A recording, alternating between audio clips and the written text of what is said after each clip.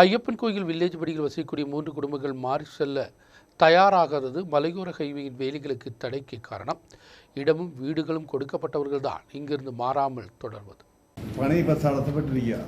അവസാന ഘട്ടത്തിലൂടെ കിടക്കുന്ന സമയത്ത് വീതി കൂട്ടി വരുമ്പോൾ തന്നെ റോഡ് പുറമ്പോക്കിലുള്ളവരുടെ വീടും സ്ഥലവും പോകുന്നതിൻ്റെ ഫലമായിട്ട് ഗ്രാമസഭ പഞ്ചായത്ത് ഭരണസമിതി അടിയന്തരമായിട്ട് യോഗം കൂടിയിട്ട് ഈ വീടും സ്ഥലവും നഷ്ടപ്പെടുന്നവർക്ക് അടിയന്തരമായിട്ട് വീട് കൊടുക്കാനും സ്ഥലം മേടിച്ച് വീട് കൊടുക്കാനുള്ള തീരുമാനം എടുത്തതിൻ്റെ ഫലമായിട്ട് ആ റോഡിൻ്റെ ഭാഗമായിട്ട് എടുക്കുന്ന പുറമ്പോക്കിലെ എല്ലാവർക്കും വീടും സ്ഥലം കൊടുത്തു.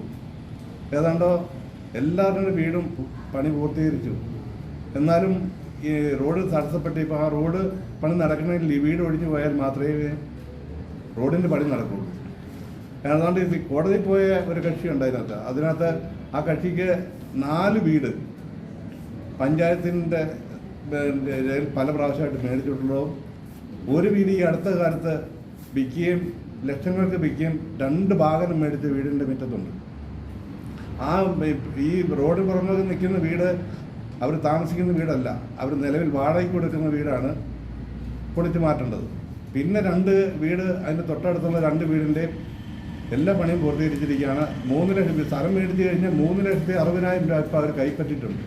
40,000 രൂപയും കൂടെ കൊടുത്താൽ അവർ വീട് ഒഴിയണം. അത് ബാത്റൂമിൻ്റെ പണി കഴിഞ്ഞാൽ അവർക്ക് ആ പൈസ കൊടുത്ത് മാറേണ്ടതാണ്. നിലവിൽ പൈസ കൊടുക്കാൻ പഞ്ചായത്ത് തയ്യാറാണെങ്കിലും ബാത്റൂം പണിയാത്തതിൻ്റെ ഫലമായിട്ടാണ് അവർ ആ പൈസ കൊടുക്കാത്തത്.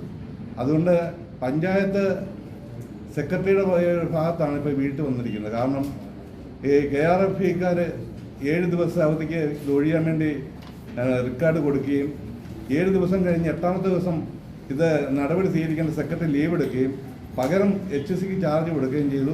അവിടെ പഞ്ചായത്തിൽ ചെന്നപ്പോൾ ഈ ഉദ്യോഗസ്ഥന്മാരാരുമില്ല, എല്ലാവരും ലീവിലാണ്.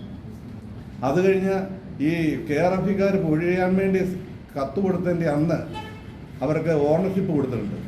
അന്ന് വൈകുന്നേരം 5:15 അവർക്ക് ഒടിയേണ്ട വീടിൻ്റെ ഓണർഷിപ്പ് കൊടുത്തതിൻ്റെ ഫലമായിട്ട് അവർ കോടതിയിൽ പോയി താൽക്കാലിക സ്റ്റേയുമായി മേടിച്ചിരിക്കുക.